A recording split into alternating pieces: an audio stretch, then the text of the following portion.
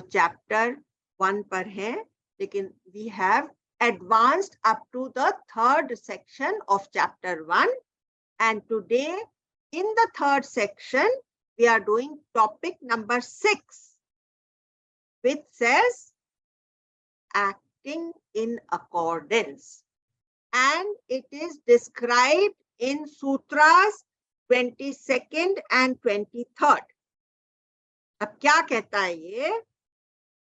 There the sun does not shine, nor moon, nor stars, nor flashes of lightning. Wherefore this fire? तो जो ऋषि समझा रहा है, तो उस जमाने में क्या माहौल रहता था कि वो एक फायर जला लेते थे। फायर के जलने से भैया उस समय तो जंगलों में ही बैठते होंगे, गुरुकुल भी जंगलों में स्थापित होते थे, तो फायर के रहने से बहुत से जंगली जानवर ये वो उससे डरते थे और उधर पास में भटकते नहीं थे। तो उन्होंने कहा कि उस ब्रह्म तत्व में न सूर्य है, न चंद्रमा है, ना वहां पर फ्लैशेस ऑफ लाइटनिंग है, तो ये फायर कहां से उसमें आएगा? Everything shines in accordance with his shining. जब ब्रह्म के अंदर भाव उठे कि लेट देयर बी लाइट, तो वो इतनी लाइट उगा देगा कि 100 सूरज भी उसके आगे फीके पड़ जाएंगे, इतने चंद्रमा की लाइट हो जाएगी कि सूरज की लाइट भी उसके आगे कम हो जाएगी, और या तो फिर टोटल डार्कनेस हो जाएगा। Everything is in accordance, acting in accordance with the Brahma. ब्रह्म का जब भाव होगा तब कुछ होगा, ये बात। It follows that it is naturally luminous. तो उसकी लाइट बोरोड लाइट नहीं है, और आप लोग को मालूम पड़ गया, आप लोगों को बहुत बार ये प्रूव हो गया है अपने डिस्कोर्सेस में कि आपके अंदर जो एहसास है कि मैं हूं, उसको कोई और प्रूफ नहीं चाहिए। वो आपके अंदर आत्मा की लाइट हमेशा जलती रहती है। इसलिए उद्दालकारुणी ने कहा कि तुम वो हो, क्योंकि तुम्हारे अंदर भी एग्जिस्टेंस की अवेयरनेस हमेशा प्रज्वलित रहती है, ज्योतिर्मान रहती है, उसको कोई अन्य प्रकाश की जरूरत नहीं है। You are self-effulgent, I am self-effulgent, we all are self-effulgent on the existential or the absolute plane. ठीक है? We are all self-luminous.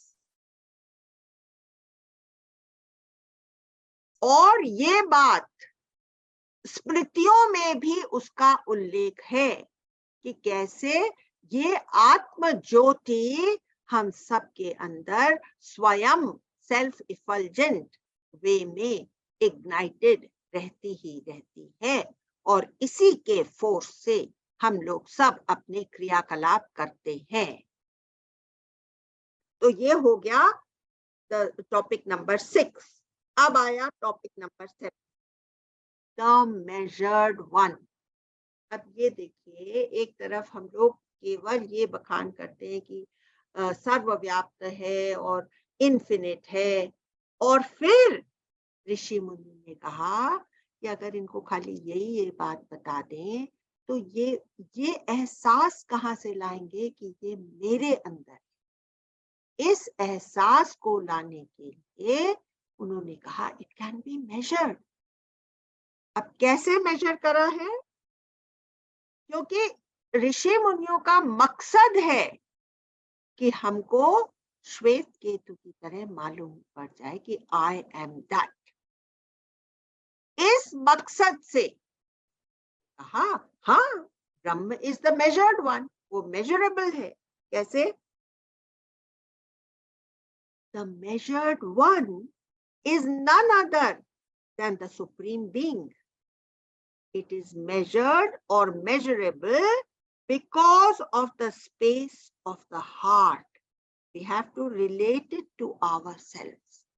क्या है कि ये जो ब्रह्म ज्ञान है, ये हम कहाँ समझते हैं, किस चीज के द्वारा समझते हैं, ह्यूमन बर्थ में क्यों हमको ये अवेलेबल हो जाता है और क्यों हम इसकी सीढ़ी के सहारे ऊपर ऊपर बढ़ सकते हैं, क्योंकि हमारे हार्ट में यह एहसास आ जाता है. It is beyond the mind, हमारे इंटेलेक्ट की चीज नहीं है. It is in the intuitive core of the heart that we realise that infinite सत्ता. तो it is in the infinite core of my heart.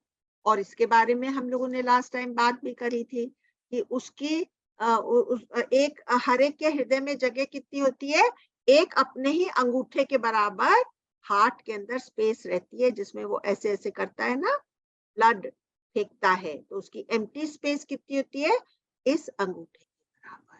Individual soul से हमको फिर ये समझ में आ जाता है कि ये जो इंडिविजुअल मेरा सबस्ट्रेटम है, ये खंड खंड नहीं हो सकता है, ये हर एक में व्याप्त है. इस तरह से मैं सब में समाई हुई. तो इंडिविजुअल फीलिंग को हम ऐसे बढ़ा सकते हैं कि वो इनफाइनाइट बन जाती है, जो कि मैं एंड्स ऑफ द अर्थ तक फैला हुआ. और वो हमको महसूस होता है जैसे ही हमारी आंख बंद होती है तो हमको जो सामने अपनी इतनी विस्तृत व्यापक स्पेस दिखती, वो डेड नहीं है. वो जो हमको अंधेरा दिखता है वो डेड अंधकार नहीं है, ऐसा उसके अंदर एक चुलबुलापना रहता है आंख बंद करके ही. और वो हमको मालूम पड़ता है कि इसका कोई फॉर्म नहीं है, इसका कोई एज नहीं है, इसकी कोई लिमिट नहीं है, और वो ही मेरी असलियत है. तो अपने हार्ट से शुरू होकर के मैं इन्फिनिट्यूड को पा जाती. इसलिए इन्होंने बहुत खूबसूरती से कहा. अब देखिए, हम लोगों ने इतने दिनों तक एक ही चीज की ये महिमा गाई थी कि ये ह्यूमन फॉर्म में ही मिल सकता है, ह्यूमन फॉर्म में ही मिल सकता है. अब देखिए टॉपिक नंबर 8. तो यहाँ पर हम लोगों ने टॉपिक नंबर 7 में वी हैव कवर्ड सूत्र 24 एंड 25. अब हम लोग आए टॉपिक नंबर 8 और इसका हेडिंग क्या है, गॉड्स. और इसमें लिखा क्या है, बादरायण, दैट इज वेदव्यास. याद है हम लोगों ने जब ये शुरू करा था ब्रह्म सूत्र तो इस चीज के ऊपर बात करी थी कि बादरायण का मतलब ये होता है कि बद्रीनाथ के जो नारायण हैं, तो वेदव्यास ने बहुत सालों तक बद्री नारायण में जाकर के घोर तपस्या करी थी, तो इसलिए उनको बादरायण का टाइटल मिल गया था कि बद्रीनाथ के नारायण. समझ गए? तो बादरायण मतलब वेदव्यास. तो Vedavyasa thinks higher beings, that means those beings that are higher than us. तो गुरुदेव ने हमको क्या बताया, किन्नर, गंधर्व, यक्ष, ये इस पहले किन्नर आते हैं, फिर गंधर्व आते हैं, फिर यक्ष आते हैं, फिर देवता आते हैं. इस तरह से हायर बीइंग्स जो हैं, हायर प्लेन्स ऑफ एग्जिस्टेंस पर जो हैं, they are also capable of attaining this gyan. You understand? To them, the Vedas get revealed spontaneously. के अंदर जब उनका भी भाव हो जाता है कि मुझे ये प्राप्त करना है. तो अभी हम लोगों ने पिछली बार story of Indra and Virochan करी थी. तो इंद्र तो देवता है ना, तो उसको भी मिला ना, उसको मिला था कि नहीं ब्रह्म ज्ञान. तो वो तो ह्यूमन कैटेगरी का नहीं था ना, लेकिन उसको ज्ञान मिला क्योंकि उसने विचार किया, कॉन्टेम्पलेट किया, और फिर उसने इस ट्रूथ पर वो अराइव हो गया. तो वो अभी हम लोग मतलब कि इंद्र को कैसे प्रजापति ने ज्ञान दिया 101 साल की तपस्या के बाद। तो इस बार अभी देखिए ये टॉपिक 8 जो है गॉड्स का विषय है, हेडिंग है गॉड्स। इसमें श्लोक आ जाते हैं 26, 27, 28, 29, 30, 31, 32, 33 and 33 up to 33 shlokas they have covered in this। और इसमें भृगु की कहानी आती है। ये जो सारे श्लोक हैं इसमें यहाँ से शुरू होकर के कि बादरायण ने कहा कि भाई गॉड्स को भी ये ज्ञान अवेलेबल हो सकता है। उसमें उन्होंने वो एग्जाम्पल दिया कि देखो विरोचन और इंद्र ने प्रजापति से जाकर के ज्ञान लिया था, उसमें इंद्र ने कॉन्टेम्पलेट किया था, इसलिए उसको ये ज्ञान लग गया था, है ना। तो यहाँ पर भृगु की कहानी मैं अब आप लोगों को सुना देती, ठीक है। तो एक बार भृगु ऋषि कौंस ऋषि के साथ में हवन कर रहे थे। भृगु ऋषि किसके साथ में? कौंस ऋषि के साथ में हवन कर रहे थे। तो भृगु ऋषि के अंदर एक विचार आया, पूजा पाठ यज्ञ और अरदास किसके पास पहुंचती है? जो भी हम लोग पूजा करते हैं, प्रेयर्स करते हैं, स्तुतियां करते हैं, वो असल में किसके पास पहुंचती है? तो ये लोग आपस में बात करने लगे। कौन? भृगु और कौंस। इतने में आ गए नारद मुनि वहां पर। तो नारद मुनि ने कहा कि भाई तो हम लोग को ये तो टेस्ट करके देखना चाहिए, ब्रह्मा विष्णु महेश ये तीन हैं, इसमें से असल में किसके पास पहुंचती है? तो नारद ने आइडिया दिया कि जो भी नाराज नहीं होए उसके पास में ये तीनों अरदास, ये सब चीज का अरदास पहुंचता है। तो फिर तो भृगु ने कहा, तो नारद ने सजेस्ट करा कि भृगु आपसे ज्यादा एलिजिबल मतलब जो कि जिसने की हासिल कर रखा है इस तरह का पद, और कौन हो सकता है? आप ही इन तीनों हमारे ईश्वरों की, ब्रह्मा विष्णु महेश, ये जो तीन है त्रिमूर्ति हैं, इनमें जाकर के टेस्ट लीजिए कि कौन ऐसा है जिसको गुस्सा नहीं आता है। तो भृगु एकदम जल्दी से तैयार हो गए। देखिए ये लोग हमेशा किस चीज के लिए तत्पर रहते थे? कि ज्ञान को और क्लैरिटी से समझ सके।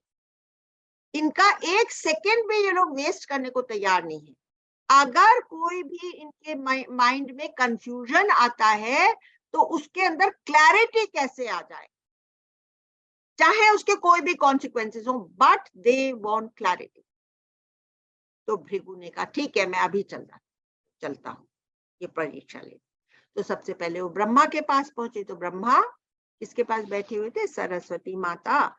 और वो बहुत अच्छे, वो कुछ भजन गा रही थी, बहुत ही उच्च कोटि के ये ज्ञान के भजन चल रहे थे। और वहां पर अप्सराएं नृत्य कर रही थी और वो ब्रह्मा जी आंख मूंद करके बैठे हुए थे उस ब्रह्म में, उस ब्रह्म ज्ञान में लीन, जो कि सरस्वती के मुख से निरंतर बह रहा था।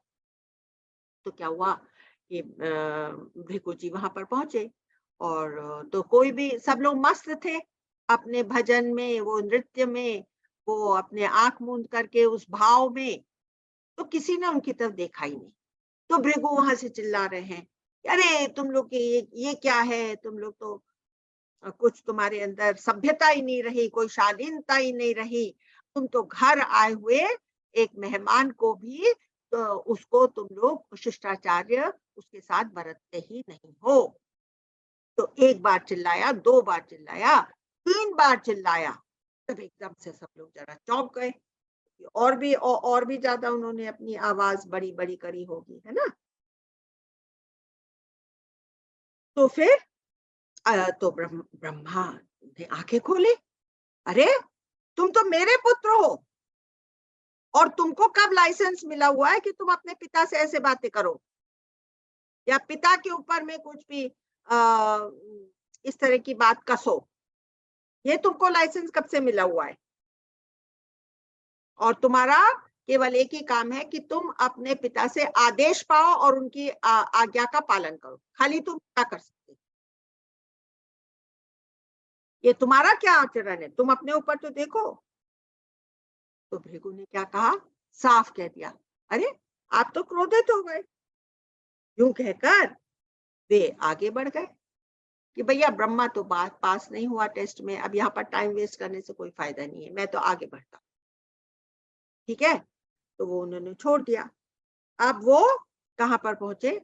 अब वो पहुंचे कैलाश, शिव के पास पहुंच गए।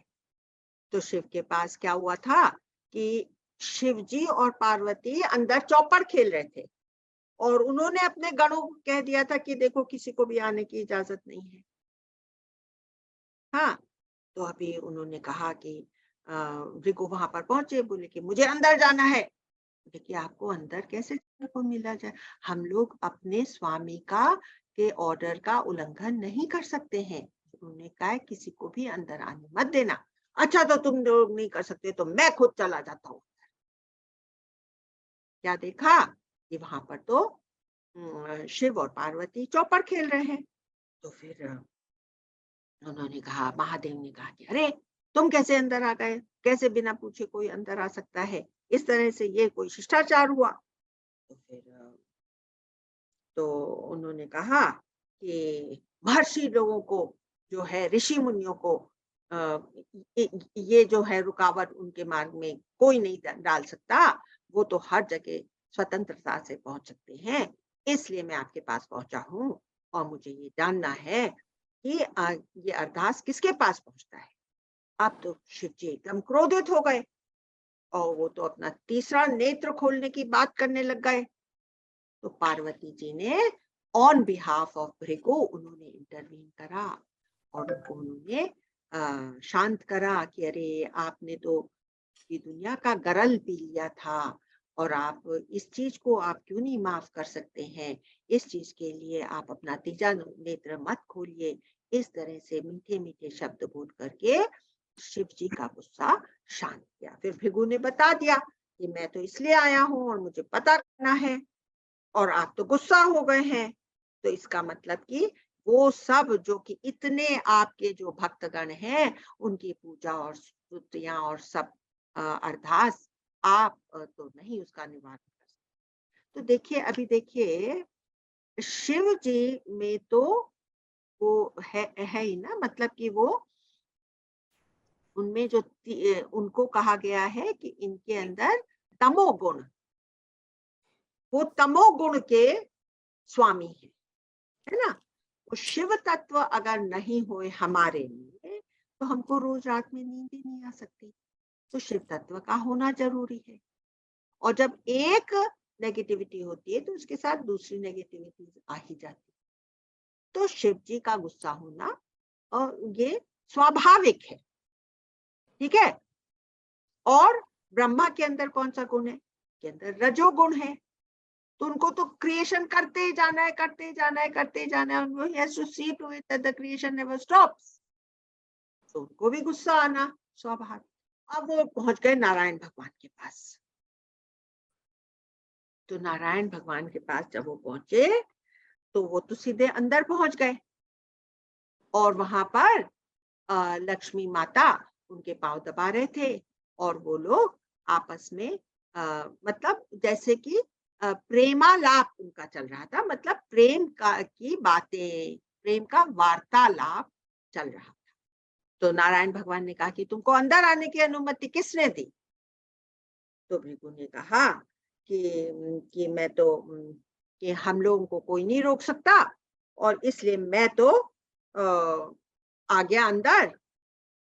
और फिर उन्होंने इधर देखा ना उधर और एक लात नारायण भगवान के छाती के ऊपर जोर से लगा दी।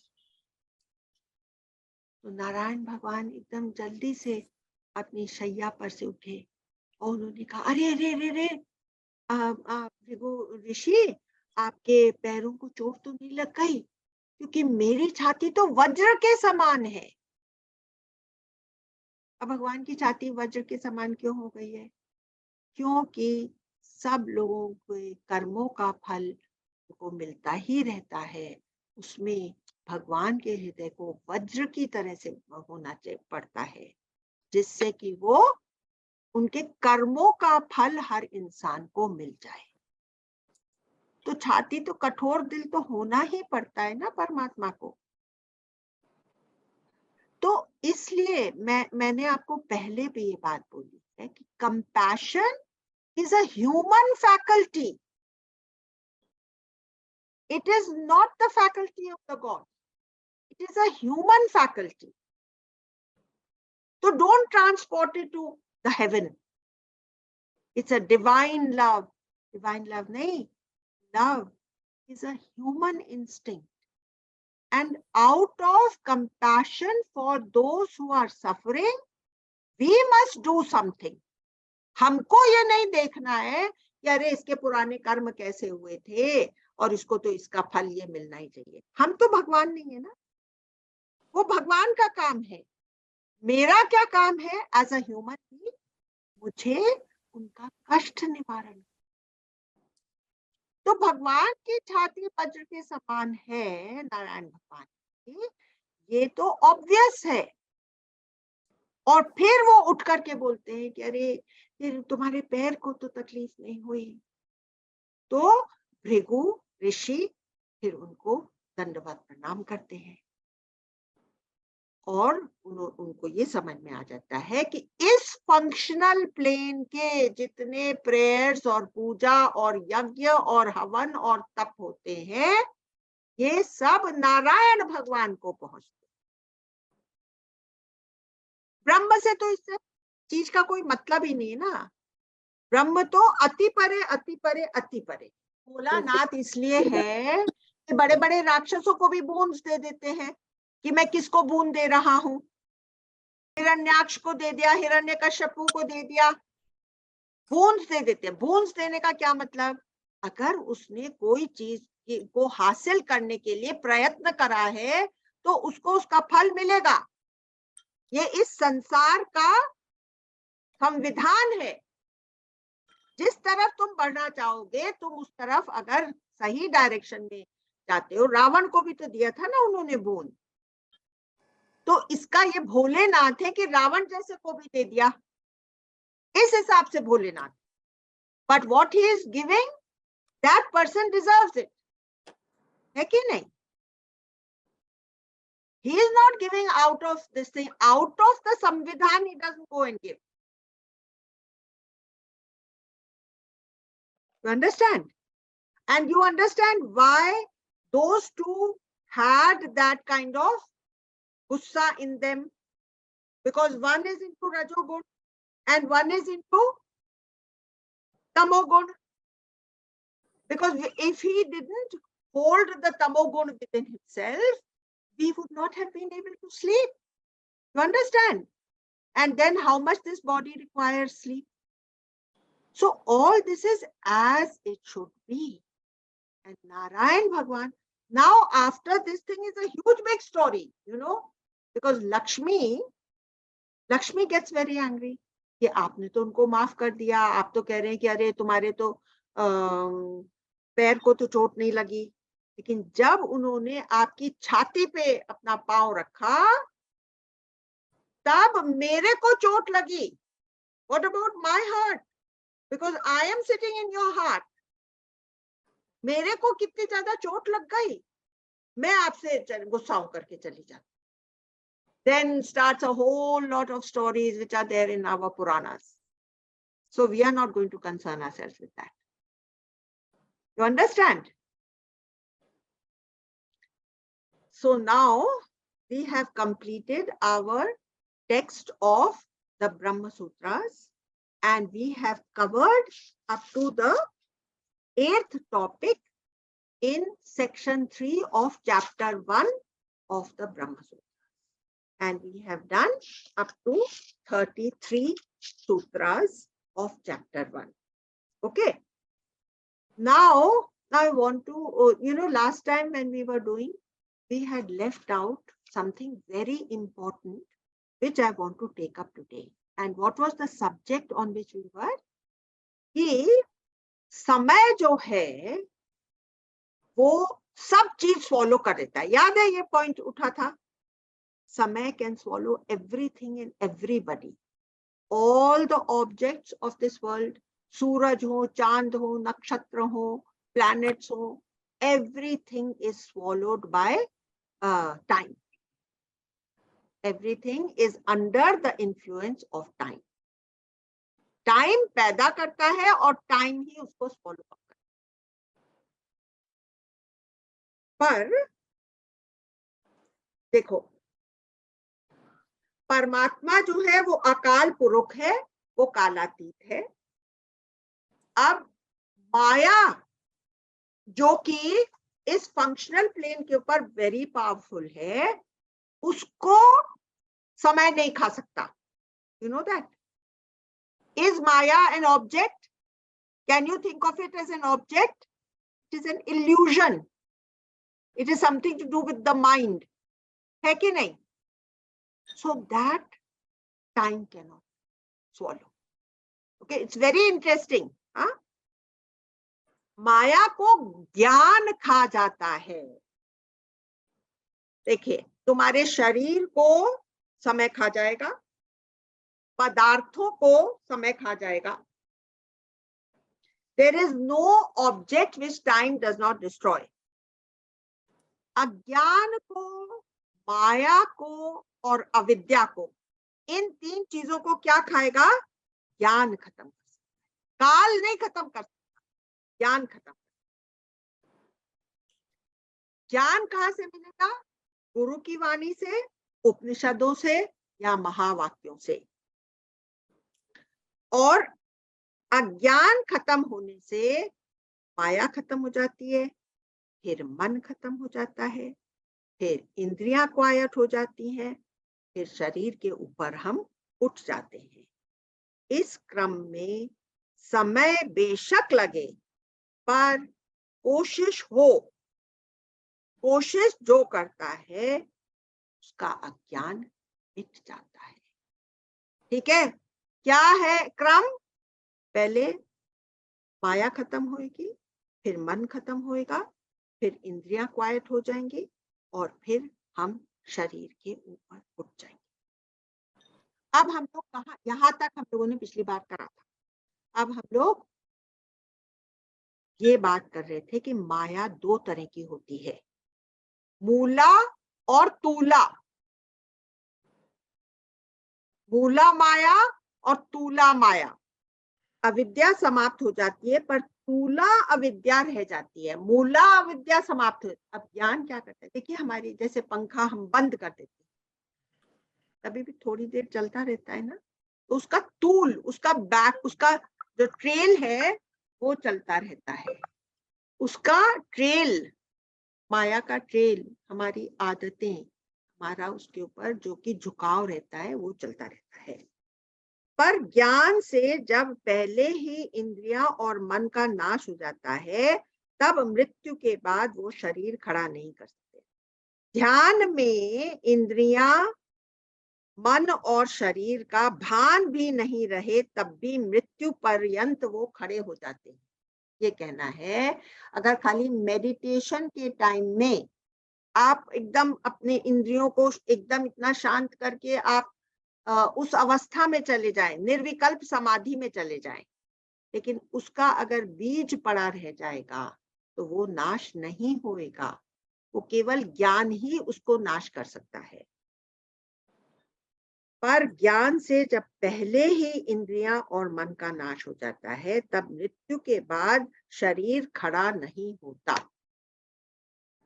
आपका मन और इंद्रियां पहले इतनी दुबली हो जाएं, वो खत्म हो जाएं, तब मौत के बाद वो खड़ी नहीं हो सके, शरीर खड़ा नहीं हो सके.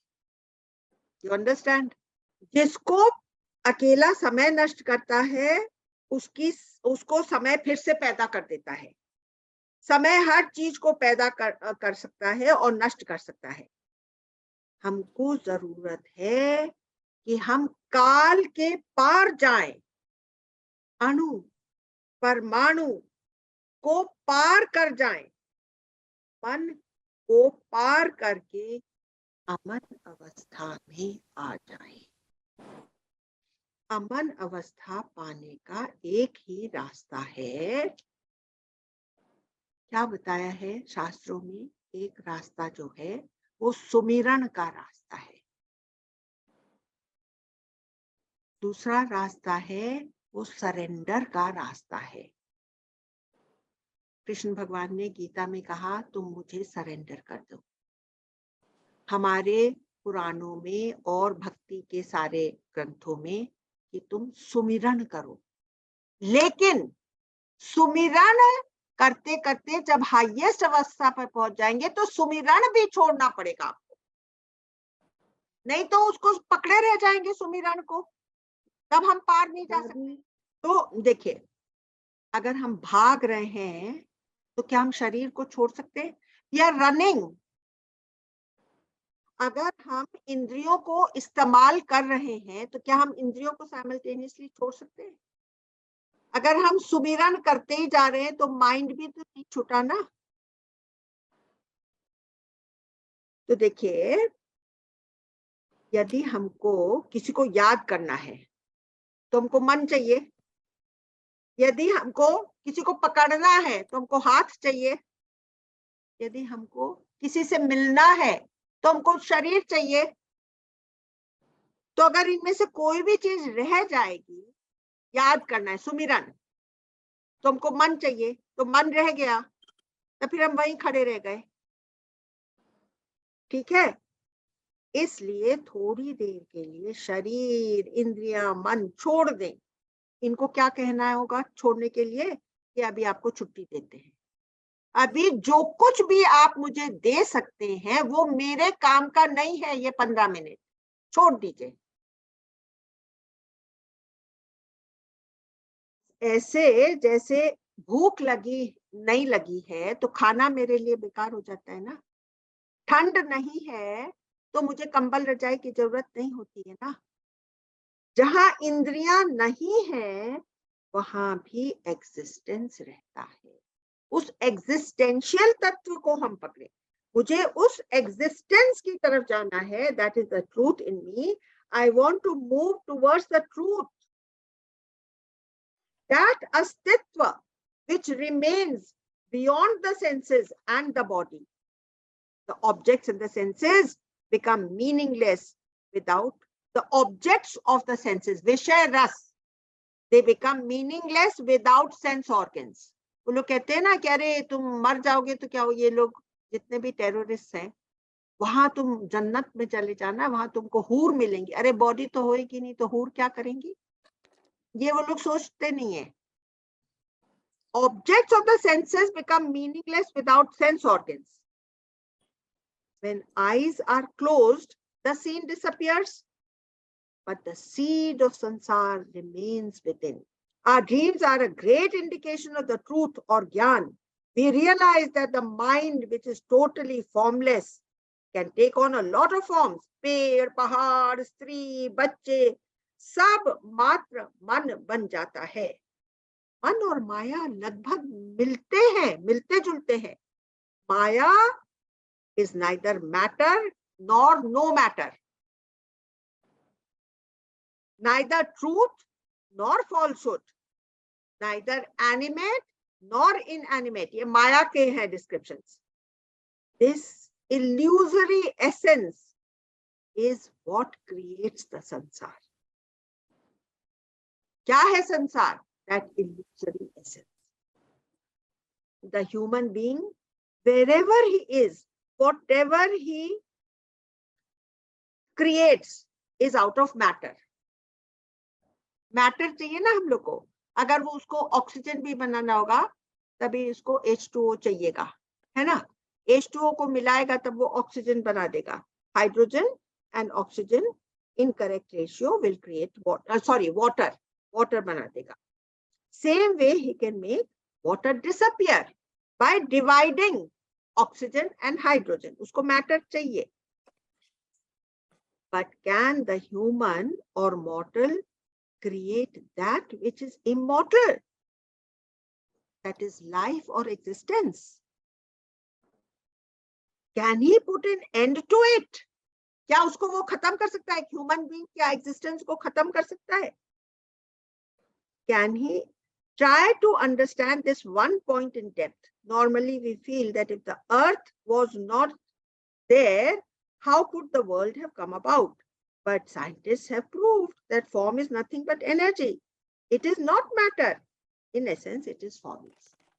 Scientists यहाँ तक एकदम बढ़िया तरह से पहुंच गए हैं कि जितने भी सॉलिडिटी आपको दिख रही है वो कुछ नहीं है, एनर्जी है. वो एक छलांग नहीं लगा पा रहे कि ये जो एनर्जी है इसको भी तो कोई चीज की जरूरत. वो कहते हैं कि नहीं, इस ह्यूमन बॉडी ने, इस दिमाग ने कहीं ना कहीं से कॉन्शियसनेस पैदा करी है, लेकिन क्या एक डेड चीज लाइफ को पैदा कर सकती है? साइंटिस्ट ने क्या कहा? साइंटिस्ट ने ये कहा कि for this world to get created, time is a given and space is a given. Without time and space, it cannot happen. But they are not being able to say that space and time also need a substratum, which is consciousness. यहाँ पर जहां हमारे ऋषि मुनि हैं, वो लोग बोले हैं, साइंटिस्ट अभी क्या बोल रहे हैं? वो लोग बोल रहे हैं कि आप हमको 30 से 50 साल दे दीजिए, हम आपको प्रूव करके दिखा देंगे कॉन्शियसनेस कहाँ से बनी. वो भी मानते हैं कि ये जो इंडिविजुअल एक्सपीरियंस हमको होता है, जो हम जिसकी हमने शुरू में बात करी थी, that is a very very strange thing which happens with everyone. और ये एक सेंशियंट बीइंग का ही एक कमाल हो सकता है. और फिर भी वो कहते हैं कि ये जो डेड बॉडी है, जो एक खाली इंस्ट्रूमेंट से भरी हुई बॉडी है, इसी में से सेंशियंस बन रही. Let's see what they prove. We'll give them 30 to 50 years. Now come to your own experience of the dream. You create every night men, women, children, and the circumstances around them. Where did it come from? From your mind. Now take this fact. माया और मन लगभग एक जैसे हैं. जैसे मन का अपना फॉर्म नहीं है. आपको मालूम है ना कि आपका एक माइंड है, क्योंकि आपका माइंड आपको कई बार डिस्टर्ब करता है. It looms large over you. Please anyone say how big is your mind? What is its shape and colour? आप लोग को मालूम है आपके माइंड कितना बड़ा आपका माइंड है? कहाँ है आपका माइंड आपकी बॉडी में? It is outside your body, is inside your mind, है ना? The mind is bigger than your body. If mind can create the miracle of a dream, then why does it surprise us if Maya or illusion creates the world? प्रथम पुरुष से माया प्रकट हुई, परमात्मा से प्रकृति निकली. It remains hidden in the Brahma. Just like your mind had merged within you in sleep, and when you woke up, the mind came alive and your whole wakeful world was created. So how does this whole thing dissolve? Now Krishna Bhagwan says, surrender to me. So the other thing is, पहला point था कि सुमिरन. फिर कृष्ण भगवान ने गीता में कहा है surrender. To merge in the essence, you have to transcend the Maya or the illusion. हम या तो माया के पार जा सकते हैं या माया को प्यार कर सकते हैं. हमको माया के पार जाना है, लेकिन हम उसके प्यार में उलझ जाते हैं. माया अच्छे अच्छों को नचाती है. माया नारद मुनि को झटका दे गई. भगवान कृष्ण ने माया के पार करने का मंत्र यही बताया कि जो मेरी शरण आए, परमात्मा की तरफ लौट जाना, मन ब्रह्म में लीन हो जाए. यह ऐसा होगा जैसे अंधकार प्रकाश में लीन हो जाता है.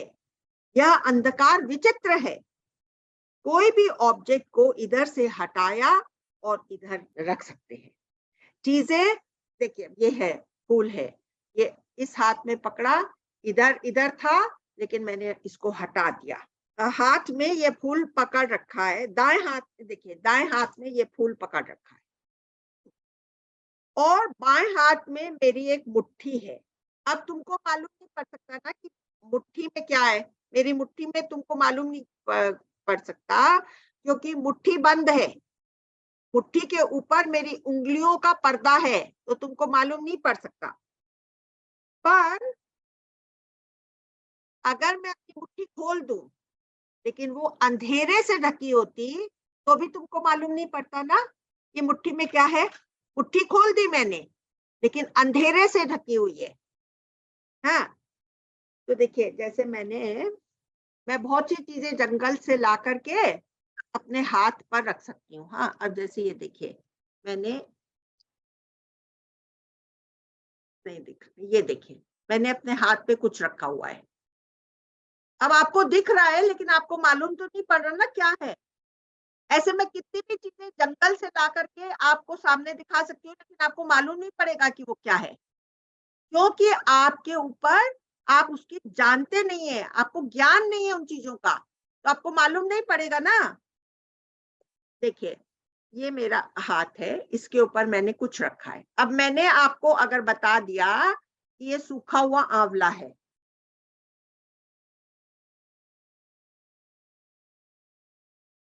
ये सूखा हुआ आंवला है, तब आपको मालूम पड़ गया कि हाँ, ये तो सूखा हुआ आंवला है। जंगल से कोई कोई चीजें मैं ला करके आपको दिखाऊं, अगर कोई जानकार आदमी आपको बता देगा कि ये चीज है, तब तो आपको वो चीज समझ में आ जाएगा। तो आपके ऊपर कई तरह के कवर्स हो सकते हैं। मुट्ठी का कवर हो सकता है, अंधेरे का कवर हो सकता है, रुमाल का कवर हो सकता है, या अज्ञान का कवर। ज्ञान, अज्ञान है आपको, वो भी एक कवर है ना। कितनी ही चीजें आप साफ साफ आंखों के सामने देख रहे हैं, लेकिन आपको ज्ञान नहीं है, तो आपको मालूम नहीं पड़ेगा। एक बड़ा जोक है कि एक आदमी ने चश्मे की दुकान पे बैठा था, तो वो कह रहा था चश्मे वाले से कि मेरे लिए तुम पढ़ने का तुम चश्मा बना दो। तो उसने कहा कि ठीक है, उसका नंबर उम्बर लिया, चश्मा बढ़ा दिया, उसने वो किताब ली और फटाफट फटाफट। तो एक गंवार आदमी ने ये बात सारी देखी, तो उसने कहा मैं भी अपने लिए चश्मा बना दे, पढ़ने वाला चश्मा बना देता। तो उसने अपने लिए पढ़ने वाला चश्मा बना लिया। तो उसने कहा मुझे तो कुछ समझ में ही नहीं आ रहा है क्या है। अरे उसने तो उसे चश्मे वाले ने कहा, अरे तुम पढ़े हुए हो कि नहीं। नहीं, मुझे तो पढ़ना नहीं आता, अगर मुझे पढ़ना आता तो मैं पढ़ने वाला चश्मा क्यों बनाता।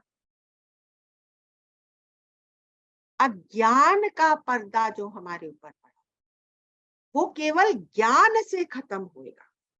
इसीलिए कहते हैं कि गुरु बिन घोर अंधार, गुरु बिन समझ न आवई, गुरु बिन मुक्ति न पावई। भगवान, भगवान के द्वारा नहीं मिलते, भगवान दुर्लभ नहीं है। वासुदेव तो सर्व में है, वासुदेव सर्वम इति। महात्मा या गुरु दुर्लभ है।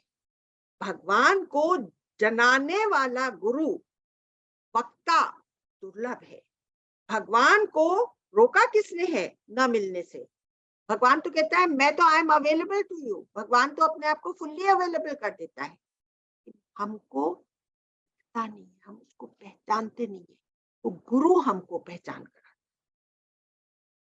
और वो किसको पहचान कराएगा, जिसको विश्वास होगा कि जो गुरु कह रहा है, गुरु की वाणी पर विश्वास, महावाक्यों पर विश्वास, शास्त्रों पर विश्वास, उसके लिए वो शास्त्र एट लास्ट खुल जाएंगे, और वो फिर इस संसार के सुख दुख से पार हो सकेगा।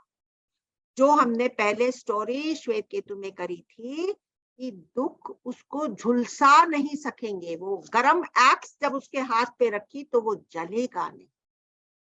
यहाँ पर आकर के हमारा पूरा राउंड कंप्लीट हो जाता है। जैसे कि आंख के ऊपर कैटरैक्ट का पर्दा पड़ा हुआ है, ऐसे ही हमारे ऊपर मैं का पर्दा पड़ा हुआ है। मैं के पर्दे से डबल दिखाई देता है, मालूम है? 0 becomes 8, 1 becomes 2। ये जो ज्यादा दिखने लगता है, ये माया का इन्फ्लुएंस हमारे ऊपर आ जाता है, और जो जानने वाला है वो खो जाता है, हम चीजों में पड़ जाते हैं। आज हम अपने साथ निर्णय करें कि हमको जानने वाले को ढूंढ लेना है।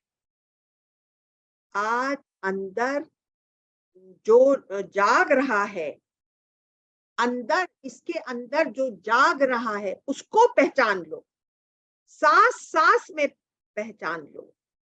आने वाली सांस सो, जाने वाली सांस हम, आने वाली सांस अहम, जाने वाली सांस ब्रह्म। अहम ब्रह्म, अहम ब्रह्म। सो हम को अहम ब्रह्म में कन्वर्ट कर लो। अब हृदय की स्पेस से यह आवाज निकालो, नॉट मुंह से, नॉट मुंह से।